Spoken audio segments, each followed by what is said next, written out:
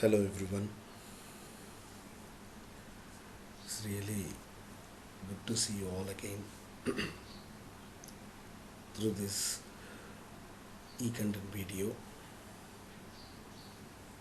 Hope everyone would be safe and secure. I am Lenin, Assistant Professor from the Department of English, St.Joseph's College, Cuddalore. This e-content aims at bringing the knowledge on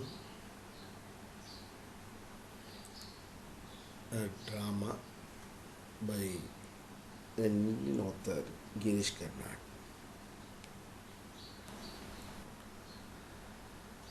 As we are all aware of, the famous writer of Indian English, Girish Karnad, was a playwright, actor, director and playwright.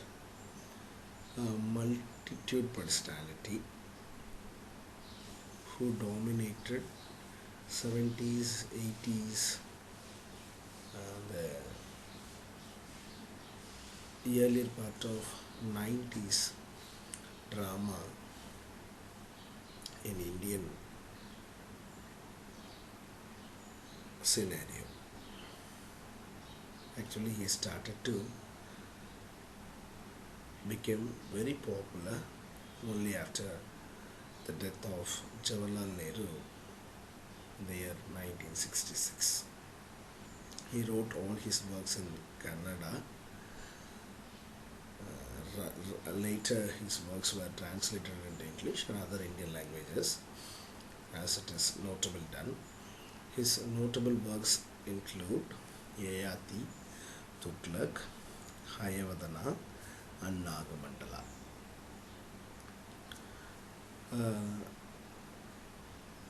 A writer who is much known for his novelty in adaptation, a writer who is much known for his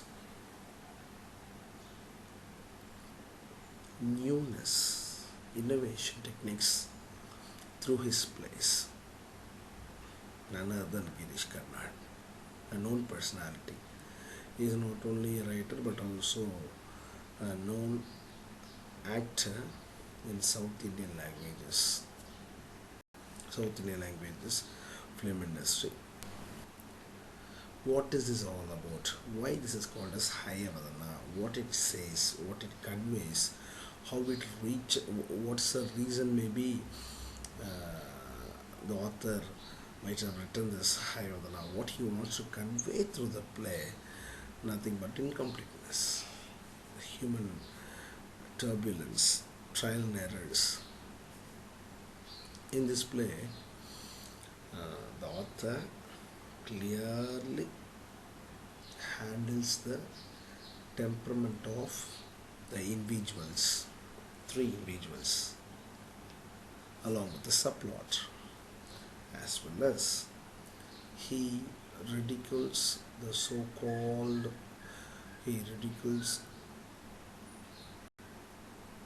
the traditional values of so-called dominant forces in the society. When we read the play, we come to know what are all the sources, places where the author wants to ridicule, fun of the existing superstitious ideas.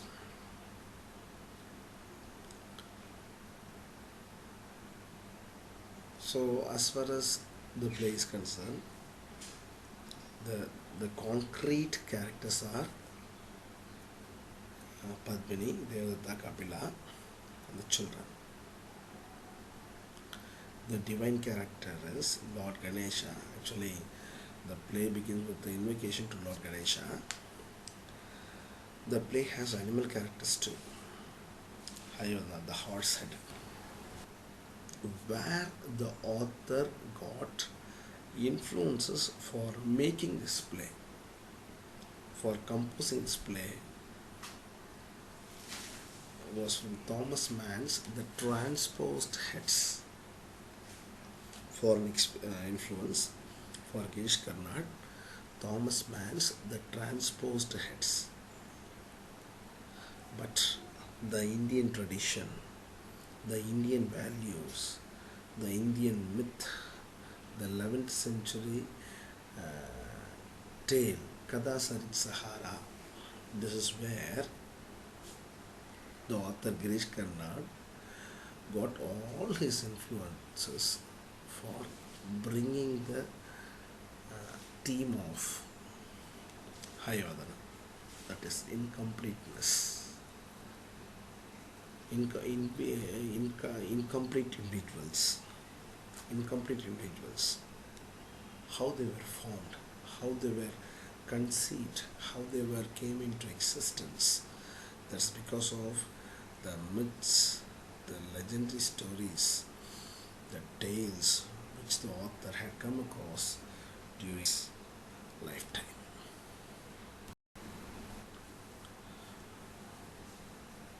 What do the play aims at? What do the play wants to convey? What is it wants to focus? As you could see, the picture being posted there, a woman very furiously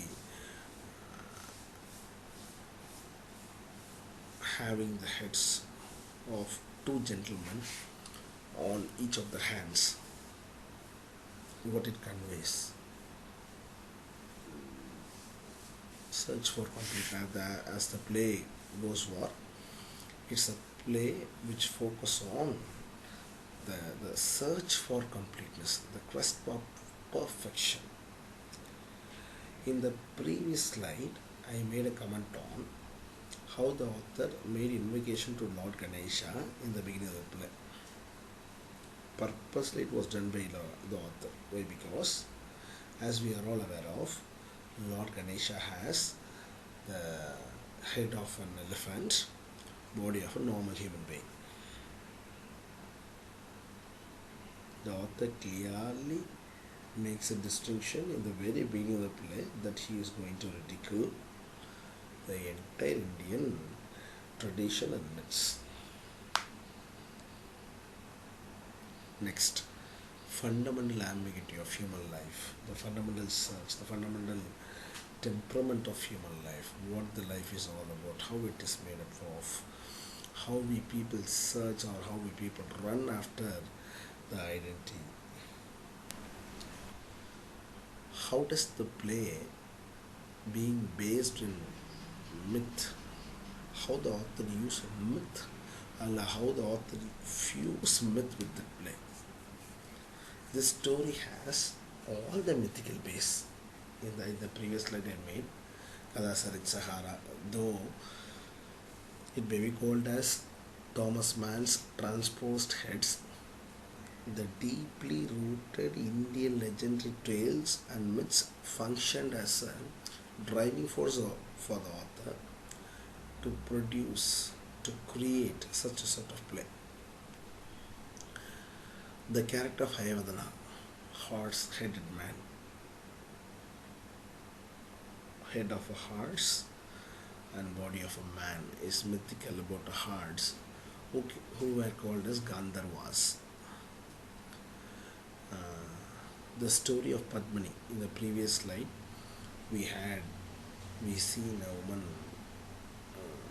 furiously having two heads on each of their hands. That was none other than Padmini. Her life, her character can be compared with goddess Kali. She appears, goddess Kali appears. She makes a dead man live again. But it all went in vain because Padmini transposed the heads. The head of her husband to her lover's body, lover's body of her husband's head.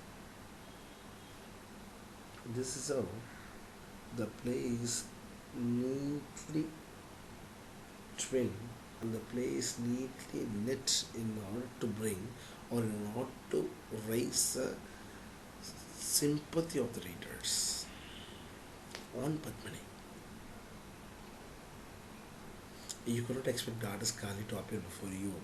Normal life will be no, we won't. But it all happens here. Supremacy of head. Why the head is very important? It becomes a pivotal issue of the play. It has been highlighted as the main theme of the play as also. Who can be called as the head? Who can be given prominence? Who can be considered as the important one? Head. Head means supremacy, importance, preference, prioritization. The heads of Devadatta and Kapila are transferred. Both of them face identity crisis. By mistake, she does that. Padmini does that. What are the main concerns in the play? Why the author made certain important concerns which can be considered by the readers, the modern readers. Keep in mind one thing very clearly, this play was enacted after the death of Jawaharlal Nehru in the 1970s. We still praise this play, we still adopt this play, we still consider this play for the techniques which were adopted by the author. The concerns, the themes, the modernity,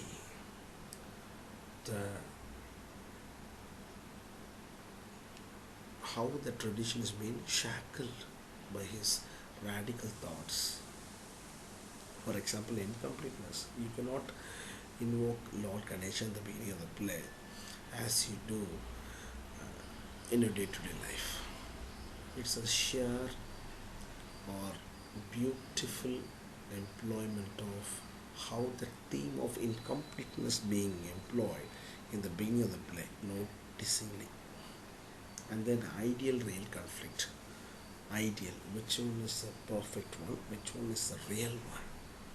It's an oscillation of Padmini between her husband and lover, Devadatta and Kapila.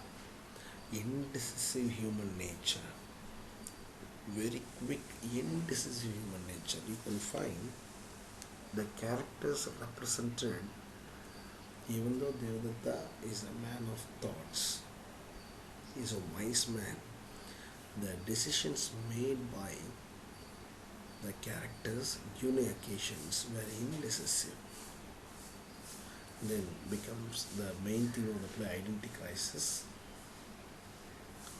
inequalities in genders, man-woman relationship, relationship between man-man, relationship between man-woman, and then relationship between animal and man, inequalities in gender, incoherent religious offerings, very weird, odd religious offerings. They wanted to his head as offering to Lord Goddess Kali. He wanted to offer himself, his life to Goddess Kali. Incoherent religious offerings, which are so surprisingly taken back by the thoughts. The cultural implications includes how the author's play defines culture or reflects the culture of the society. He takes inspirations from mythology and folklore, as it was discussed.